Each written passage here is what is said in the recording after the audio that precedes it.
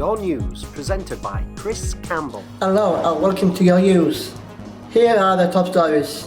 Leeds Learning Disability Week is always an enjoyable time of the year, and 2021 was no different, even with the pandemic. Not only did we have a host of online events, but with the easing of lockdown restrictions, some community-based activities in support bubbles were possible too. We had many of the activities on Facebook Live or Zoom so that you could join in with the fun, including our very first baking demonstration, comedy booth and sports quiz. We also hosted our customer awards and surprised the winners by presenting their trophies to them live. A short film on Learning Disability Week 2021 will be available to view on the Aspire website in August. The weather has been quite mixed so far this year, but you've been able to spend time in your gardens when the weather has been good. Dean and Ian helped making garden ornaments at Herd Farm, and the patios at Neyburn Community Base and Healy Supported Living Service have been power washed by Gavin, Gareth and Chris. Chris also painted a bench ready for fixing a plaque to in memory of his friend Stephen. And the ladies at Wellstone were also remembering their friend Christy when they went to Tong Garden Centre to buy a rose bush to plant in her memory. And Thomas planted some potted plants for their beautiful garden at Holt Park, and Susan is taking good care of her sunflowers. We have had a great time joining in with ArtLink West Yorkshire's Creative Toolkit project this year. You've created some amazing artwork, the latest of which has been decorative face masks, block colour collages and hand collages.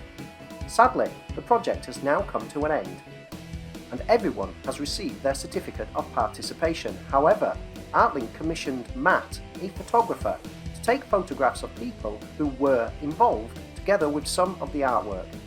This was done outdoors in a COVID-secure way, and we can't wait to see the exhibition, which will be a wonderful reminder of the beautiful things everyone has created.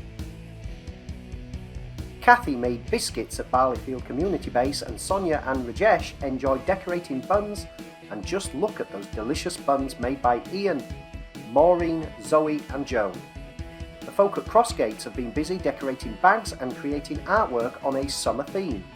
Chung and Doris are very proud of the jigsaws they have completed, and Hazel has been having fun with her collection of craft beads. Kyle had a trip to Crown Point to buy lots of crafts and modelling materials, and some of you are getting into scrapbooking. The guys at Westerton Supported Living Service continue to promote good hand hygiene throughout art.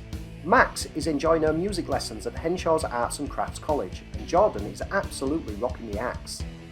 You were delighted to be able to go for your first sessions with Purple Patch Arts in a long time, and it is lovely to welcome a troupe from West Yorkshire Playhouse to Rothwell, where they put on a fabulous open-air performance for people from Holmesley Supported Living Service and Rothwell Day Service.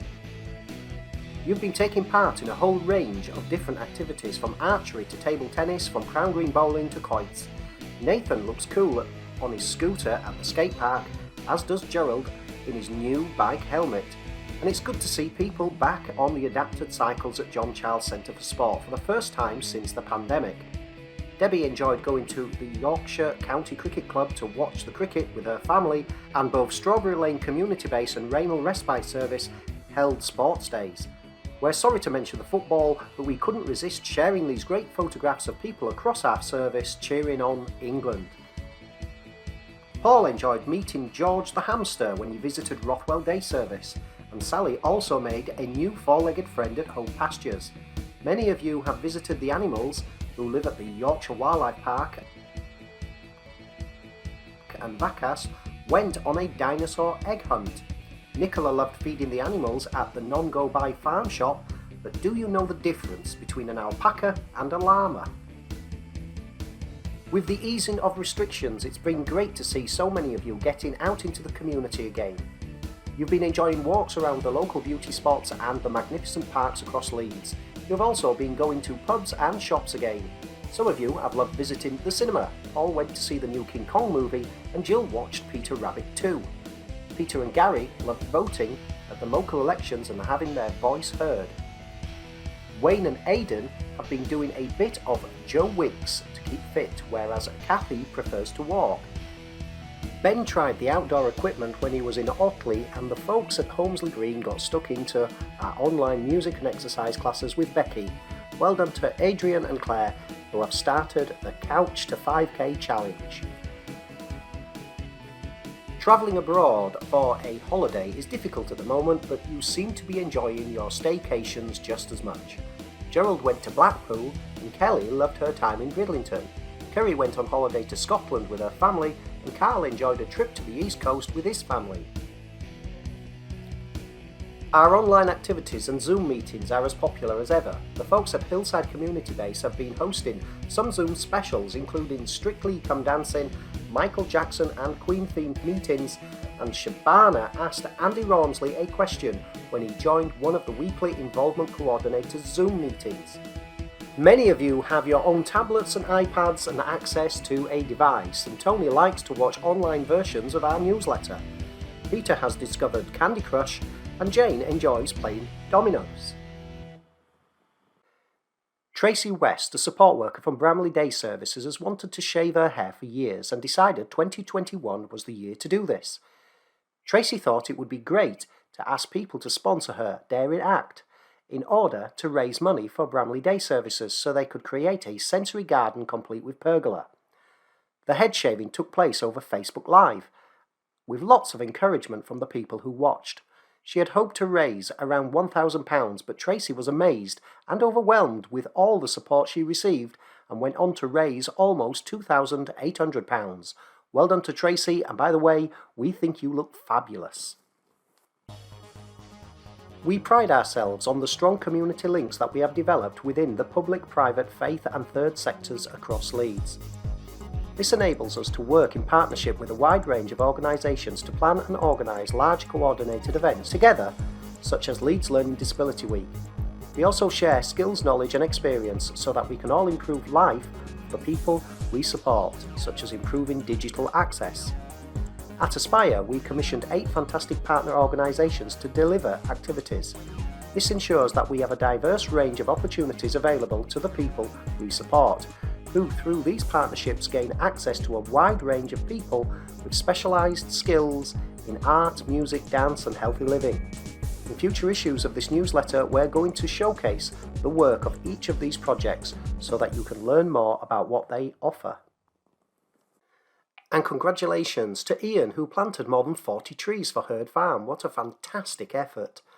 Templars Croft and Holmesley Supported Living Services, who during lockdown each opened pubs in their gardens briefly, so that everyone could relive their visits to their regular pub. Ian cut the ribbon to officially open the Shed Bar at Templars Croft to mark his 80th birthday. Congratulations to Chris, who has joined the steering committee for developing a disability hate crime toolkit. Dr. Leah Birch, lecturer in social sciences at Liverpool Hope University, is working on developing the toolkit, which will provide access to information and resources about various issues, including hate crime, mate crime, relationships, and other forms of violence and discrimination about disabled people. She wants to design the toolkit collaboratively with people with learning disabilities across Leeds, and Chris said he would like to join the group, representing Aspire.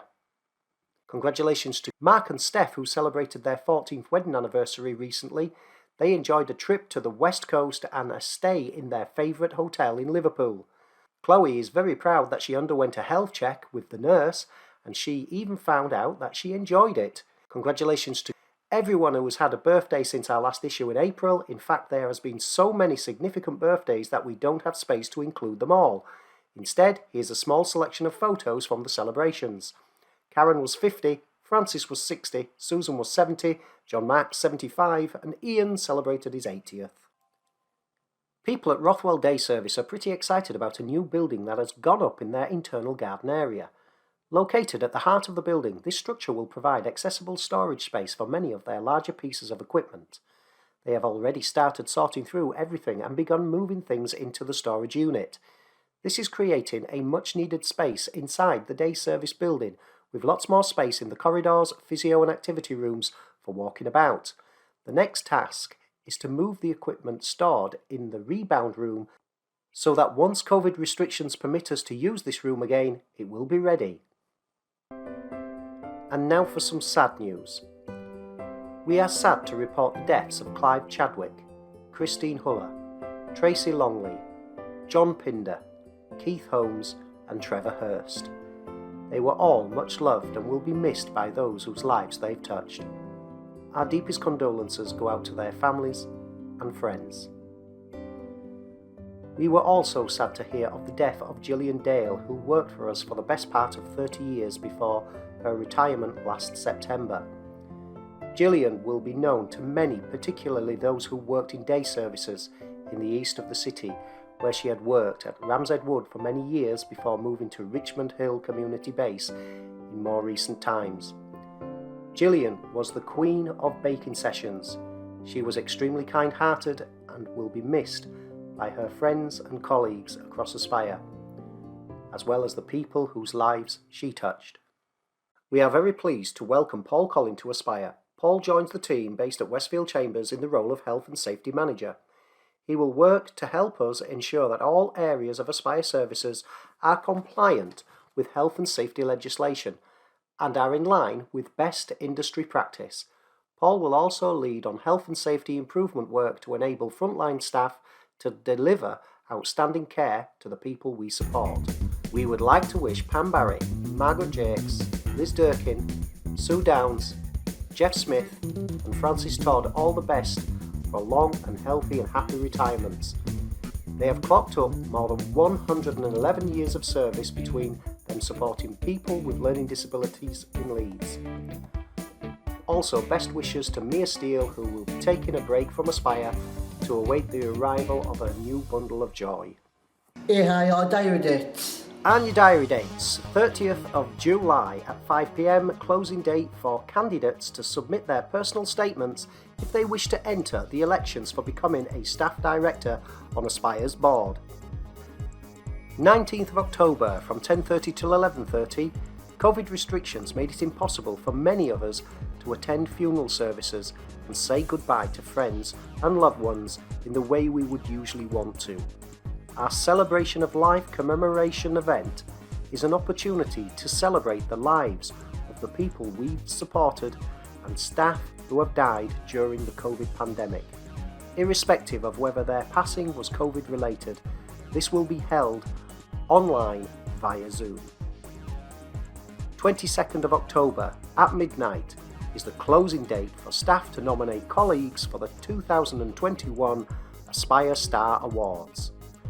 And finally, we would like to take this opportunity to say thank you to the people we support, family carers, staff and partner organisations for your support throughout the pandemic. Don't forget to tell us about your good news stories so we can let everyone know about them. Please send them to Carol Benson at newsletter@aspirecbs.org.uk. The next edition of Your News will be out in October 2021. Thank you for watching your news.